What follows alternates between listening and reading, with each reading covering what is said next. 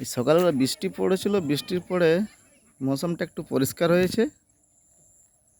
পাহাড়ের ফটোটা কি সুন্দর আসছে দেখুন। এটা আমার বাড়ির পাশের থেকে দেখায়। এই যে বাড়ি, আমার বাড়ির সামনেই দেখুন পাহাড়টা, আর মিডিলে একটা রেল লাইন আছে।